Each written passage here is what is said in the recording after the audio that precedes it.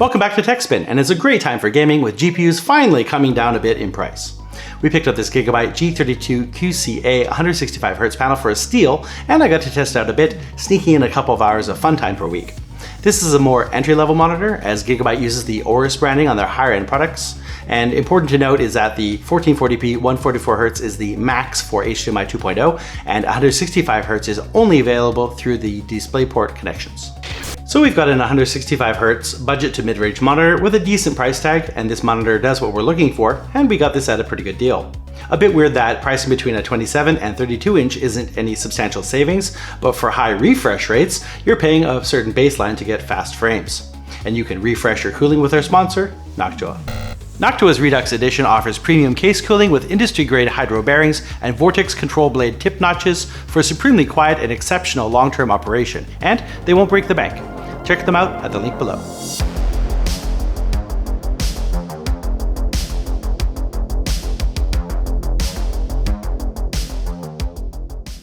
Just a quick reminder, you'll need DisplayPort to get 165Hz, as HDMI 2.0 maxes at 144Hz at 1440p. Gamers and shopping sites often call 1440p resolution 2K, however it's actually WQHD or Quad HD, whereas 2K is 2048 by 1080p, wiki link in the description.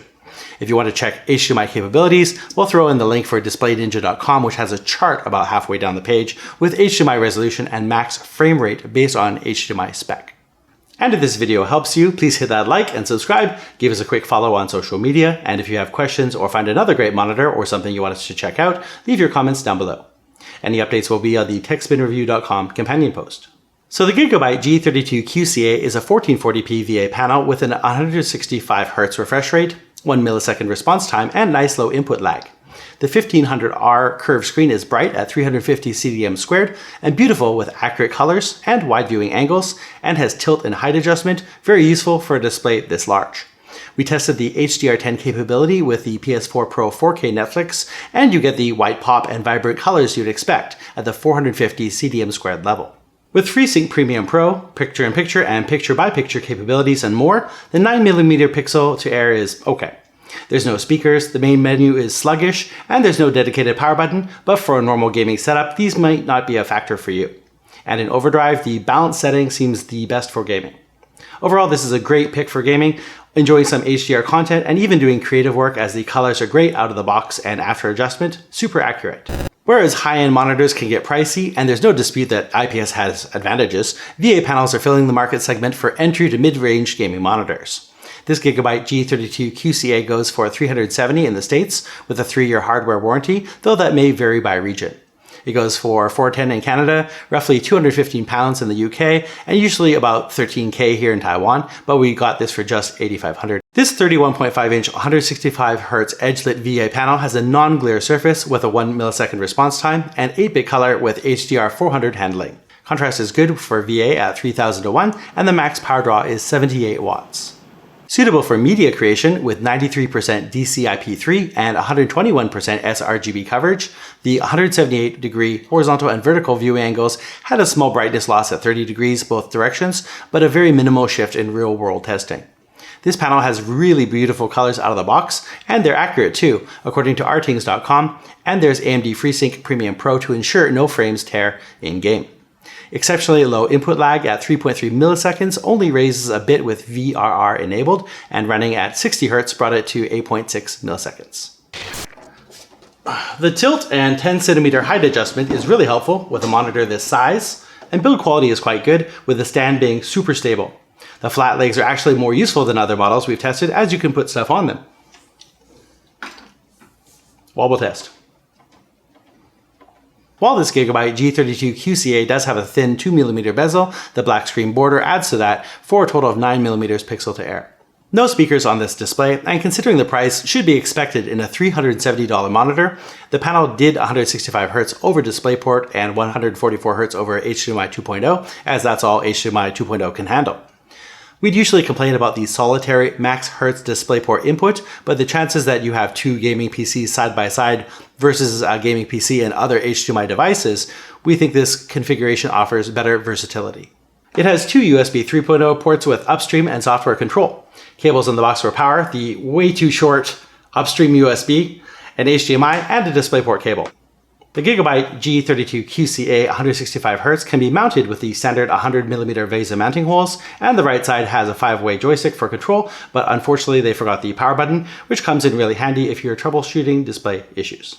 Let's get onto the panel, and with the picture it really shines, vivid and colorful. It does have a slight shift to warm color temperature for white balance, and it's a bit brighter with gamma than it should be, with movie mode being more accurate than the sRGB mode. Although after calibration this panel is exceptional, and check artings.com for their profile calibration. No local dimming, but SDR peak brightness hits around the 384 CDM² mark, with HDR at 435, though it can peak up to 455 CDM². Gray uniformity is excellent. However, the backlight bleed is a bit rough for this monitor, only noticeable on a full black screen, so that translates to bad black uniformity as there are 4 top and bottom hotspots. In normal usage, you'll only see it on a full black screen, and while a bit noticeable, it's not a deal breaker. So we tried out HDR using Netflix on our PS4 Pro at 4K, and watching the Coastal Seas episode of Our Planet, the colors were vivid and popped a bit more, and the whites also had the punch you'd expect at the 450 CDM² level. They hit a bit brighter than normal SDR white levels. Let's get into the menus. First is direct access directional control. The defaults are up, black equalizer, down goes to picture mode, left is volume, and right is input selection. Pressing down gets you setting, dashboard, game assist, and power off, which turns off when you toggle down for a 2-step power off. Dashboard can display CPU and GPU stats if your USB 3 upstream cable is connected, and you can select what you want to show.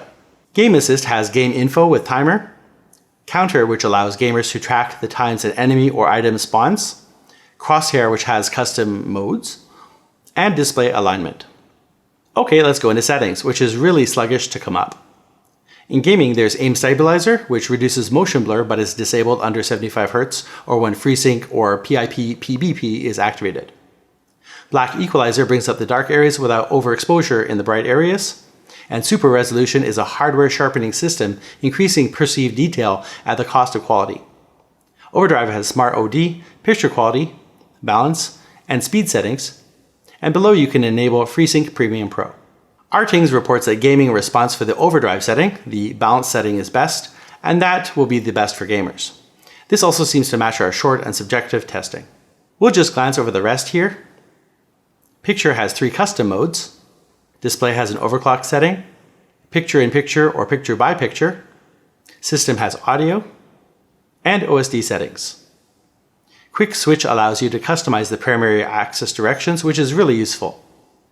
Other settings allow you to turn off the resolution notice when the monitor turns on, and others. Finally, there's languages, save settings, and reset all, which unfortunately does not have a confirmation dialog to save an accidental reset, which we would have liked to have seen. For software, we grabbed the OSD Sidekick, which was a 292 meg download from Gigabyte's website, a 2-minute install, even from an NVMe M.2 drive, and I lost keyboard and mouse functionality a few times. Pretty weird. Connecting with the supplied USB 3 upstream cable was challenging. It is unnecessarily short at 140 centimeters or under 3.5 feet. In Start menu, the entry is osd_sidekick.exe, the only program here to use underscores, dots, and have the file extension, so some refinement is needed here. Launching this polished software, you can switch display settings, but the hitbox for the sliders and toggles is pretty small for the 1440p screen and not easy to adjust. And the eSports Customize has a slow, janky animation, and the back arrow is especially small. There's hotkeys and you can customize here. And in general settings, the OSD display time slider doesn't function the same as other sliders. Where others highlight once you mouse over, this one is always highlighted, and the hitbox is small, again making adjustment difficult. For resolution, weirdly the frequency doesn't list 144 Hz, but it has 72 and 119, okay. Finally, in About, you can update the firmware, though we're at the latest version F02 at the time of this review. Please take a moment to hit like, get subscribed, and click the bell. It supports us making new episodes, and you'll get notified when we release new videos. So how's gaming on the Gigabyte G32QC-A monitor? It's excellent. The jump up from 60 Hz makes everything so much smoother, and gameplay is really snappy and responsive, enough to allow me to improve my amateur gaming abilities with some Fortnite on PC.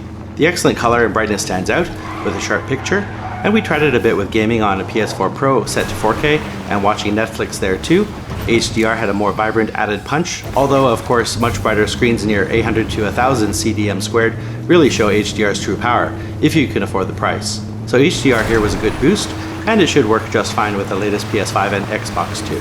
For curved monitors, higher numbers are flatter and lower values are more curved. So a 1800R is flatter than this 1500R, but the extra amount of curve on the Gigabyte G32QC-A was fine, and it's constructed more compactly, so I actually gained desk space over the Roxol. With decent viewing angles for a curved 1500R VA panel, you can still watch and play from anywhere around the monitor, and the PIP PBP feature is a nice inclusion.